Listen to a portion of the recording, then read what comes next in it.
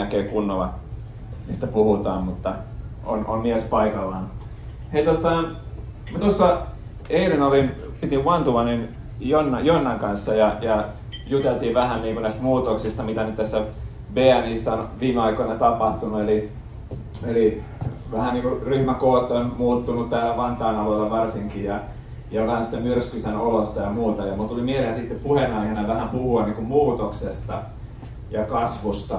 Ja tämmöinen sanonta, vahvat ihmiset luovat hyviä aikoja, hyvät ajat luovat heikkoja ihmisiä, heikot ihmiset luovat vaikeita aikoja. Eli asia niin kuin kiertää tämmöistä ympyrää ja eri vaiheet niin kuin elämässä sitten muokkaa sitten sitä seuraavaa vaihetta. Ja näistä on kirjoitettu kirjoja. Okei. Oppia nopeammaksi. Kiitos.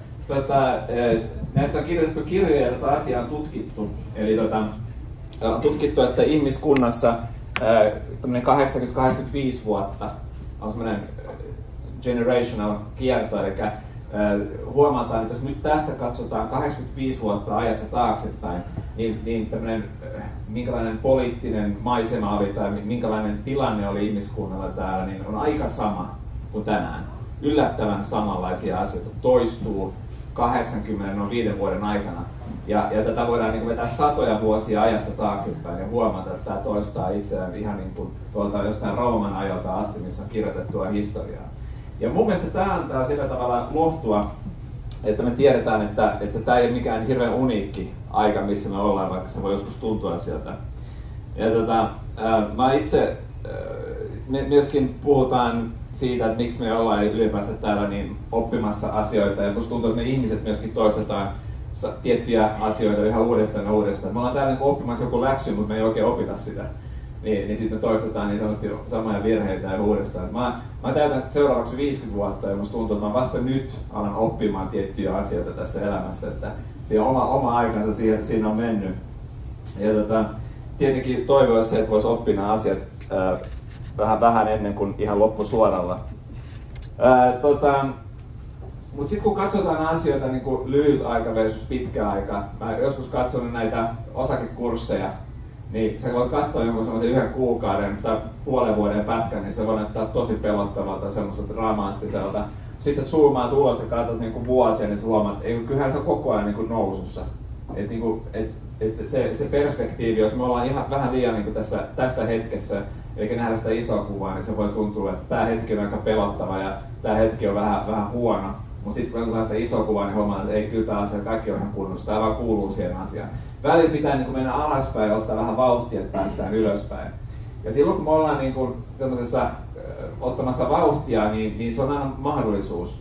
Eli ne ihmiset, jotka siinä kohtaa on mukana siinä viemässä sitä uuteen nousuun, uuteen kasvuun, oli sitten omassa elämässä, oli sitten BNI-ryhmä, niin kuin tässä on esimerkkinä yhdestä BNI-ryhmästä, joka kävi jossain 13 hengessä ja nyt on 52 henkeä ja tämä on niin kuin tapahtunut niin kuin vuodessa.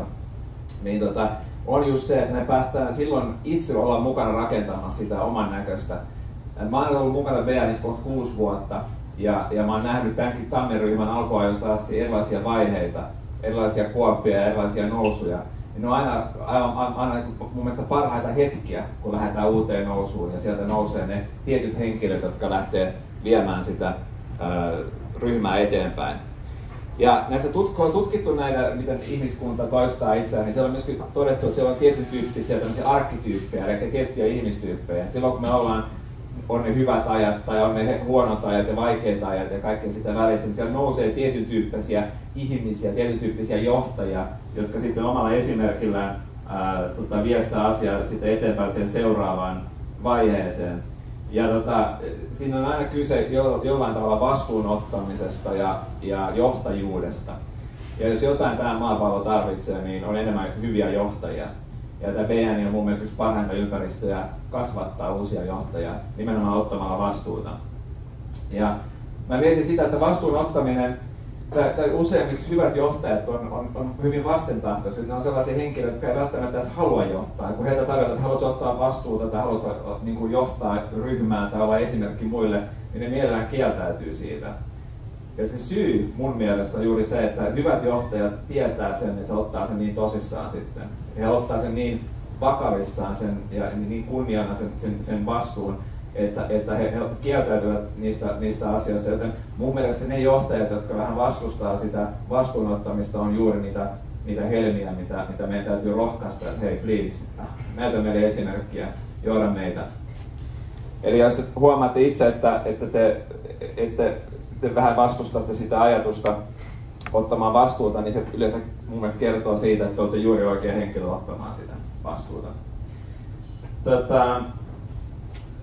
Täällä BNIssä niin yksi kova juttu on nämä meidän power-tiimit, ja usein power-tiimeillä on sisällään oma niin kuin puheenjohtajansa niissä power-tiimeissä.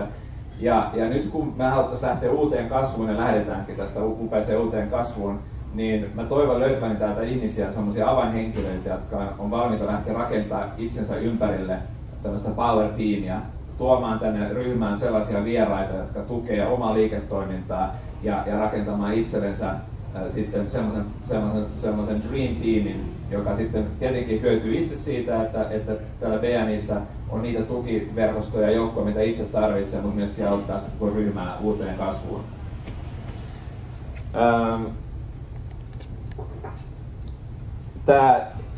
Kun ottaa vastuuta, tämä monta kertaa kun ihmisiltä mä oon kysynyt, että haluatko ottaa vähän vastuuroolia täältä, niin pelottaa se, että menee liikaa aikaa siihen. Mutta se idea on se, että jos ottaa sen johtajan paikan vaikka power-tiimissä, niin se ei ole se tarkoitus, että itse tekisi kaikki ne asiat, vaan nimenomaan vastuu on siitä, että saa muut tekemään. Eli johtajan tehtävä ei ole itse tehdä asioita, vaan vastata, katsoa siitä ja auttaa muita ja motivoida muita tekemään niitä asioita. Yhteenvetona, mun mielestä me ollaan täällä yleensäkin elämässä ja BNIssä mukana sen takia, että me halutaan kasvaa ihmisenä, me halutaan päästä niin kuin eteenpäin elämässä. Ja jos haluaa kasvaa ja uskoo siihen, että elämän tarkoitus on kasvaa ihmisenä ja oppia joku läksy, mitä me ollaan tottuneet oppimaan, niin se onnistuu vain vastuunottamisen kautta. Ja paras tapa kasvaa on nimenomaan se vastuunottamisen kautta ja sitten auttaa muita ihmisiä. Se on se nopein tapa oppia itse asioita. Ja toivotaan me kaikki, että me opitaan se, mitä me ollaan tullut tänne oppimaan vähän aikaisemmin kuin vasta ihan loppusuoralla. Kiitos.